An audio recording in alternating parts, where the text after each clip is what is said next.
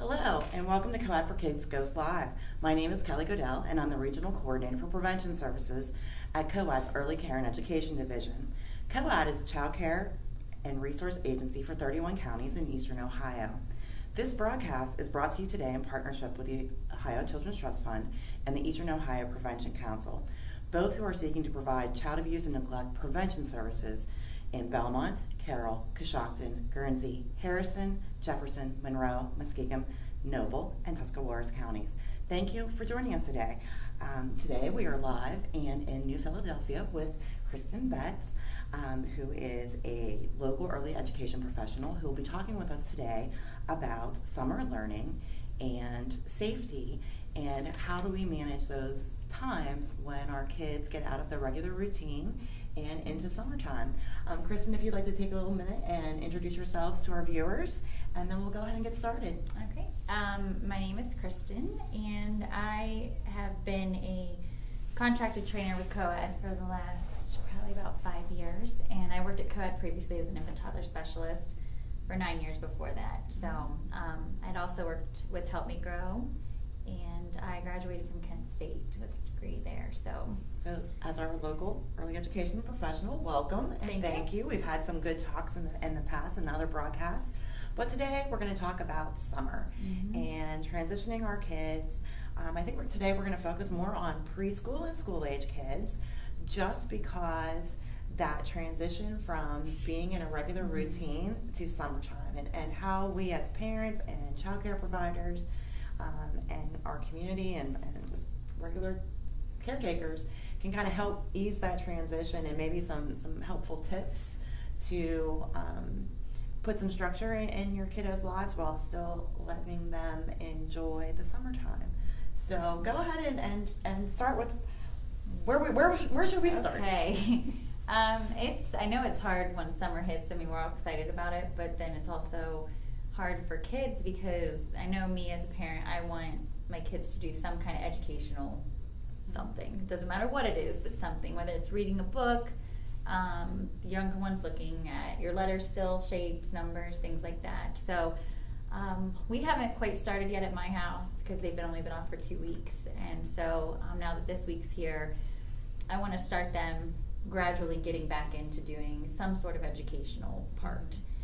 With my oldest, he's promised to read 4 books this summer, so that's something. And so that age range, when we're talking about that, he's 11, so he'll be going into 6th grade. So, and even since probably for the last couple years, I've done things with him. I was telling you about, like, even to get tablet time, he had to do things around the house. So that included chores, but that also included, like, doing math and doing reading. Those were the 2 things we really kept up with over the summer. So every chore that he did or every academic side that he did, he got minutes to use a tablet.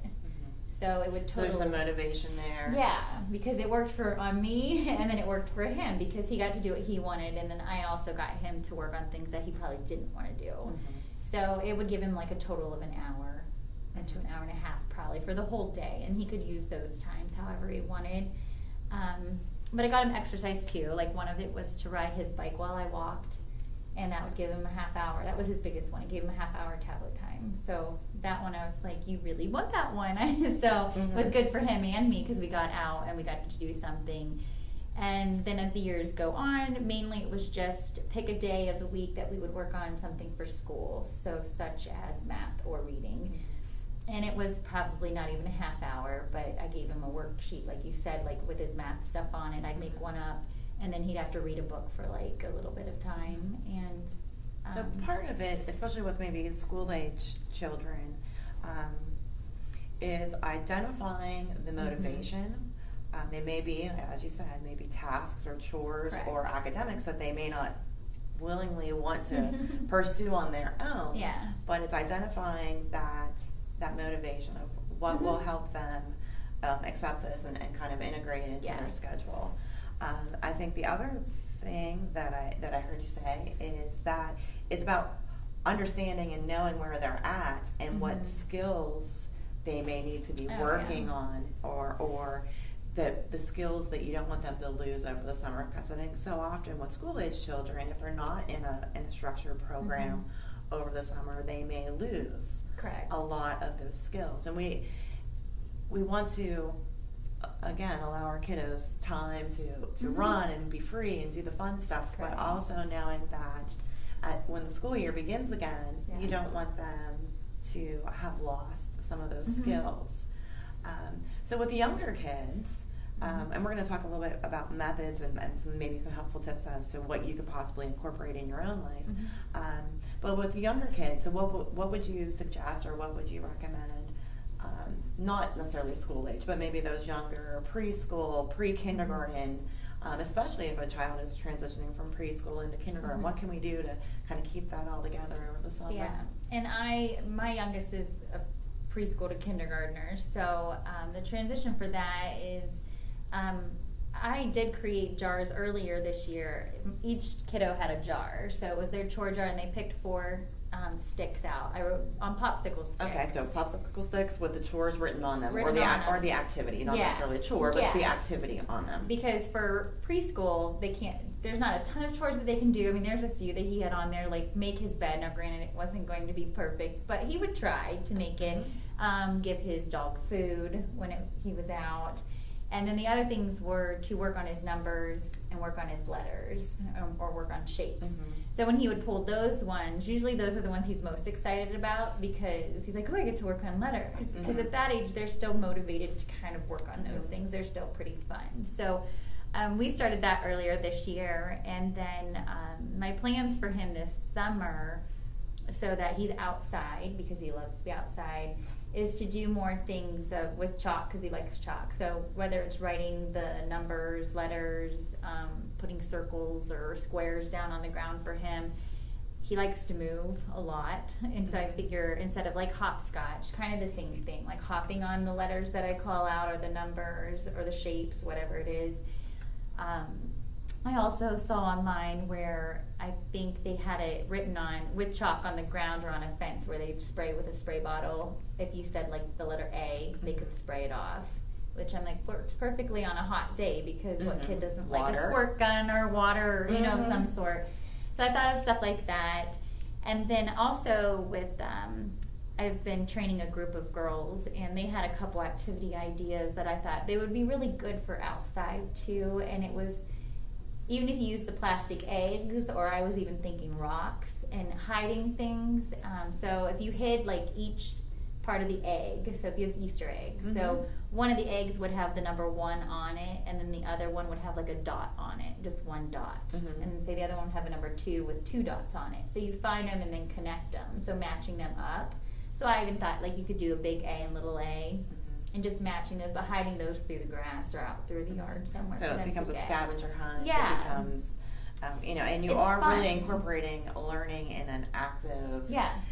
non-traditional learning type way. They don't always think of it as learning then. They're just, and it's fun. engaging also, you know, time between you as a parent and the child too, is that it's not something that you sit at a desk and you do all by yourself. Correct. I'm It's not having a pure fun. I'm work. having a scavenger hunt with my mom. Yeah. So that becomes, or you know, or my teacher or my grandma.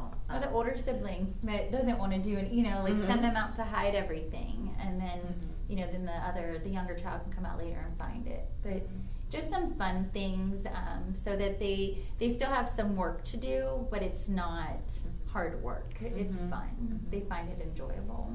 And I think one of the other things is when we're looking at potential, and you alluded to this too, is like, you know, feeding the dog, or straightening their bed, or having a cleanup time. Yeah. That to me entails some structure of, you know, Correct. this needs to be happen at this point. They're using their bodies and fine motor skills and gross motor skills. What are some other, and you and I can brainstorm about this and kind of spot them out too, is, you know, just other age appropriate chores or things that you can integrate into, you know, a daily routine. You know, off the top of my head, it's like, you know, cleaning up after your breakfast, carrying your, and these are things that probably happen throughout the year, but I think sometimes we forget, like, okay, yeah, that's a chore, and whether they need motivated to do it or reminded is still the fact that those are things that they're going to be asked to do when they return back to school as well. Yeah. So what would be some other ideas of age appropriate tasks and activities? We've talked about some of the fun ones. Yeah. the not so fun things. We've done the like setting the table like for dinner, and that can be both of both age groups from preschool on. They can help with that. There's taking out the trash. So whether it be my oldest taking out the trash in the kitchen and my youngest taking out maybe the trash in the bathroom, like something smaller so it's not as heavy. Doing dishes. I know my oldest will do them. Doesn't mean they do them great, but they do them. My youngest one, his Nana lets him do the dishes more than I let him do the dishes, just because it's more of a fun thing. But just trying to like give them that opportunity, or if I'm baking or cooking, it doesn't seem like much of a chore, but if they want to help, like at least letting them help and assist in those things. Cleaning up their rooms is a big thing too. My oldest will run the sweeper for me, so we do the sweeping. Outside, picking up sticks, picking up after the dog, which is no one's favorite, but it's part of the chore list. It's on there. So have you used? You had mentioned, I love the idea of the jars where they can pick. That those are things as a mom, as a parent that need to be accomplished. Yeah. But also then a checklist of sometimes kids will respond really well to just having a checklist. So they can see it, they can mark it off themselves as part of their independence. They can choose, again, what they want to accomplish that day. And I think a lot of parents maybe don't do it as formally, but the expectation is kids know what needs to be accomplished. But sometimes that very visual cue of I did this and this today, and also when we talk about motivation. So earning a privilege, whatever your child would consider a motivation and a privilege. So I think those are just some ideas that could potentially help continue that learning and that structure while still allowing plenty of time for them to enjoy themselves. We also want to talk a little bit about just some basic safety tips, and I think we're talking common sense ones, but sometimes the common sense is what we really need to talk about. Yeah, we really need to talk about. So what are some of the things that we'd like to outside time in the summer, it's fun and the kids want to go out. You do have to look at making sure kids have sunscreen on, because even if it's a cloudy day, like today's cloudy out, but that still requires sunscreen. If they're going to be out later, even bug spray, because of the bugs and the mosquitoes that are out there and biting. So the two types of sprays would be your sunscreen and your bug spray to make sure that that's available. And then also that when they're outside, if there's any water going on, if there's a swimming pool, or even if it's just a baby pool that's full, to make sure there's some sort of adult supervision out there. And also probably relaying the information and refreshing, because last summer is like a lifetime ago to them. And so, refreshing is that, here's what you do if we get separated. Yes. Here, and having your plan of action, like these are parent or adult only type of activities that you can do. There's a whole plethora of things that sometimes you just need to refresh, and as they've grown a little bit older, they can maybe have more explanation of what safety really is. Yeah, because the older they get, I think the more independent they want to become, and they want to do things on their own. And I know I try to let my boys do as much as they can on their own, but there's still things like if we live in more of a city type area, so for them to just ride their bikes anywhere, it doesn't happen.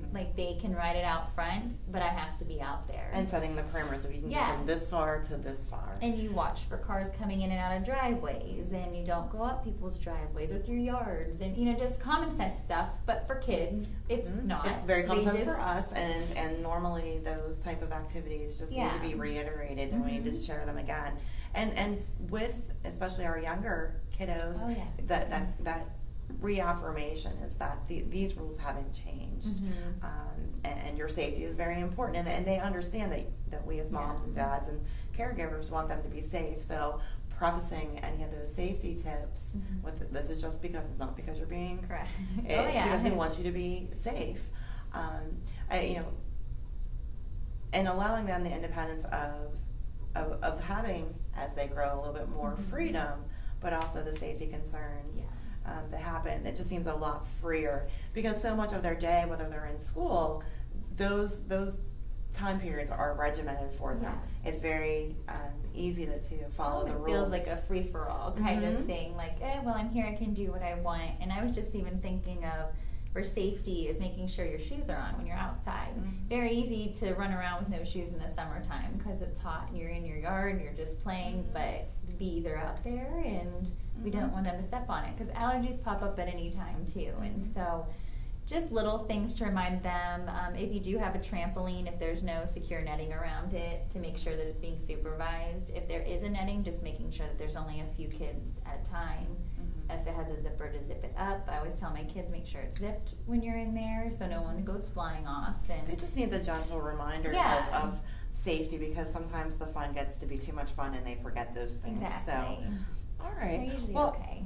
I think that what we've talked about today is just some just general ideas of what parents can do to kind of keep that transition Mhm. going with that learning part, and some tips about integrating some structure and giving some responsibilities in the summertime. So thank you very You're much welcome. for your time again, Kristen, and I look Mhm. forward to seeing you again. If any of you would have any questions or comments or some additional parenting tips or fun activities of including summer chores in your daily routine, please feel free to shout out on Facebook to us. We'd love to hear from you, and we will get back to you and share your ideas with the rest of our viewers. And so, again, thank you very much from myself and from Kristen.